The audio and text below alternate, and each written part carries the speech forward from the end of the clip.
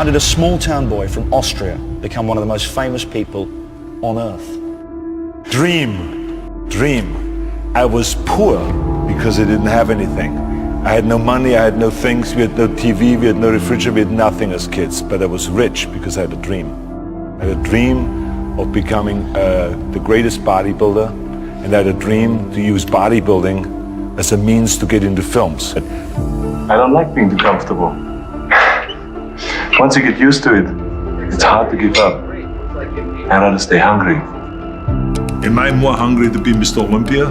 Or am I more hungry to eat like everyone else out there and therefore look like everyone else?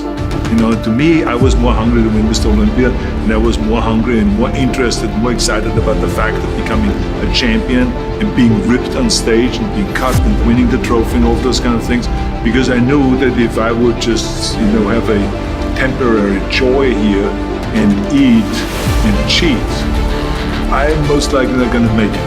That someone else is going to walk right by me and someone else is going to grab the title, because many times these competitions were very, very close.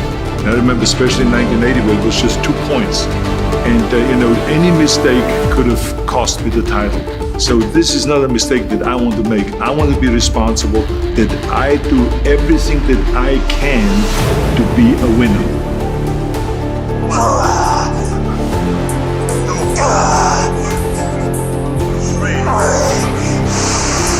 Body that is not used to maybe the 9th, 10th, 11th, and 12th rep in a certain weight.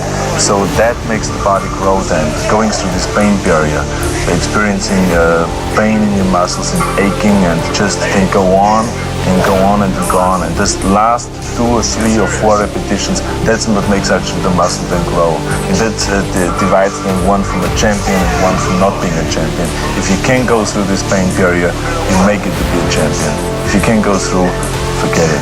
And that's what most people lack, is having the guts to go in and just say, I go through and I don't care what happens. You know, it aches, and if I fall down, I have no fear of fainting in a gym.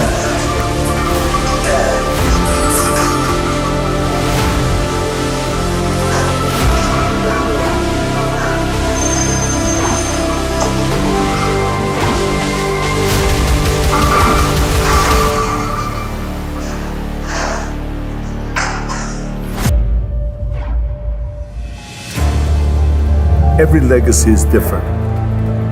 Every legacy can be great.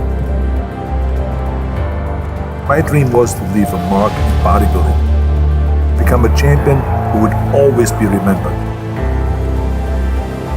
Sweat and sacrifice and pain, but ultimately it led to triumph.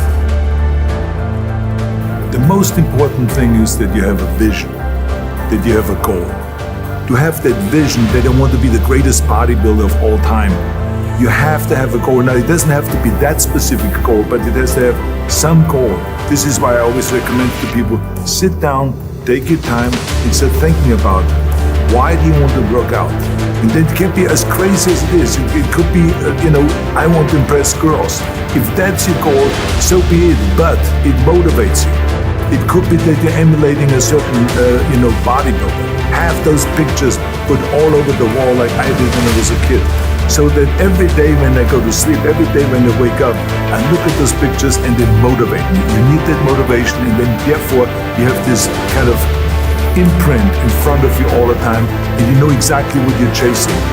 And this is why I always smiled when I was in the gym. People always come up to me and says, why are you smiling? You're working out 5 hours a day. You're doing the same as the other guys, but the other guys have a sour face. They're pissed off that they have to do another rep or another set or something. I looked forward to. Why? Because I knew that every rep that I did and every set that I did and more weights that I lifted, I get one step closer to turning that vision into reality. Expose your weak points. You're gonna go and hit those marks, and then you move the bar higher, then you move the bar higher, and you feel that with hard work, you can achieve the goals and you can become successful. The greatest feeling you can get in a gym, or the most satisfying feeling you can get in the gym, is the pump.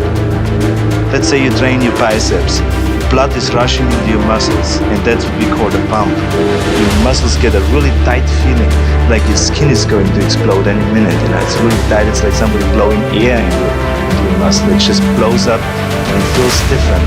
It feels fantastic.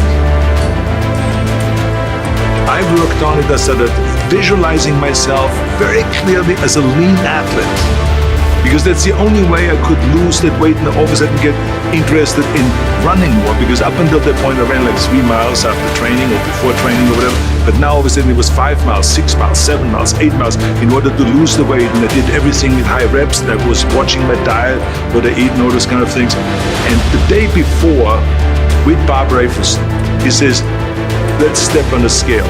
And I stepped on the scale and I weighed 209.